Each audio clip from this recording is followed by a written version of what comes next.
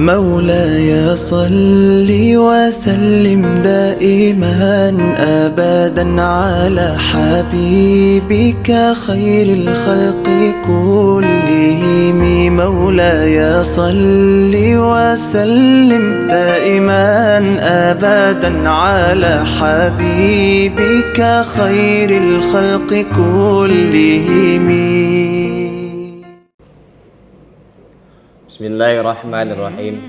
Assalamualaikum warahmatullahi wabarakatuh. Alhamdulillahirabbil alamin. Assalatu wassalamu ala asyrafil anbiya'i wal mursalin wa ala alihi wa sahbihi ajma'in. Allahumma salli wa sallim ala sayyidina Muhammad wa ala ali sayyidina Muhammad. Wa qala Allah ta'ala fi kitabihil karim, A'udzu billahi minasyaitonir rajim. Bismillahirrahmanirrahim. Ya ayyuhalladzina amanu kutiba 'alaikumus syiyam kama kutiba 'alal ladzina min qablikum la'allakum tattaqun. Shadaqallahul azim wa shadaqa rasulul karim. Pemirsa yang dirahmati oleh Allah Subhanahu wa taala. Semoga Ramadan kali ini menjadikan kita manusia yang bertakwa, manusia yang menjalankan perintah Allah dan senantiasa menjauhi larangannya. Kembali ke ayat tadi, surah Al-Baqarah ayat 183 yang artinya, hai orang-orang beriman, diwajibkan kepadamu berpuasa sebagaimana diwajibkan kepada orang-orang sebelum kamu.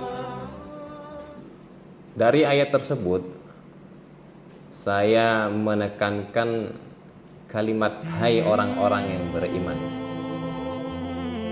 Jadi kalau kita berpikir orang-orang yang berpuasa itu adalah orang-orang yang beriman. Mengapa ada orang yang tidak berpuasa? Mengapa ada orang yang berpuasa?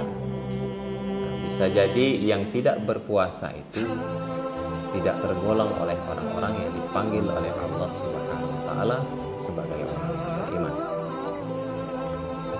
Pemirsa yang dirahmati oleh Allah Subhanahu wa taala, kali ini saya ingin menyampaikan tentang adab berpuasa yang dituliskan oleh Imam Ghazali dalam Majmu'atul Rasail Imam Ghazali. Ada 6 adab dalam berpuasa Ramadan dari Imam Ghazali. Yang pertama adalah mengkonsumsi makanan yang baik. Yang baik ini yang bagaimana? Makanan yang baik ini tidak mesti harganya mahal, tidak mesti rasanya sangat lezat, tapi disesuaikan dengan kondisi kita masing-masing. Karena setiap orang mempunyai kendala yang berbeda-beda. Ada yang berpenyakit A, ada yang punya penyakit B, ada yang kelebihan zat A, ada yang kelebihan zat B, dan sebagainya. Itu yang pertama. Kemudian yang kedua, kata Imam Ghazali, hindari perselisihan. Nah, bagaimana kita menghindari perselisihan? Sedangkan setiap kegiatan kita itu rentan dengan perselisihan. Ya, salah satu caranya yaitu menahan emosi. Jangan sampai kita mudah terpancing emosi sehingga terjadilah perselisihan. Kemudian yang ketiga, menjauhi ghibah. Karena ghibah ini sangat tidak baik. Kita menyatakan ketidakbaikan seseorang walaupun itu benar, dan orang sudah pasti tidak akan suka ketika keburukannya disebutkan. Kemudian menolak dusta. Menolak dusta ini kenapa ada kata menolak? Karena dusta itu ibarat candu. Sekali berdusta, ketagihan lagi ingin berdusta, kedua kali, ketiga kali, dan seterusnya.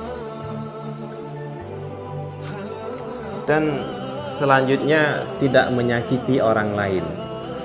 Kita ini seringkali tidak sadar bahwa kita menyakiti orang lain.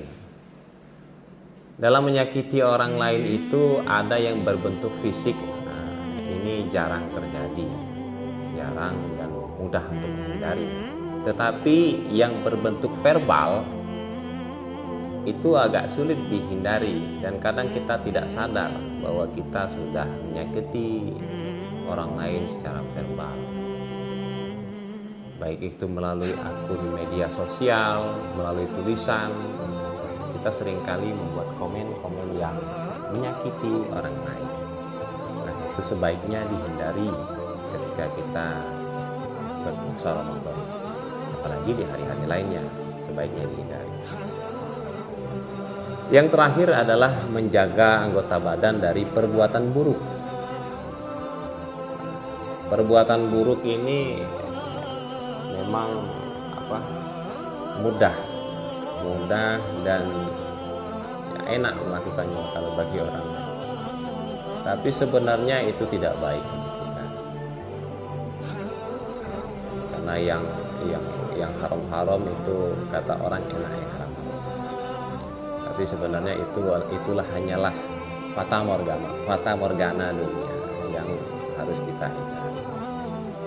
Mungkin itu yang dapat saya sampaikan. Lebih dan kurang saya mohon maaf atas segala kekhilafan, baik itu dari dalil, dari pengucapan yang kurang pas. Ya, saya memohon maaf kepada Allah, saya memohon ampun.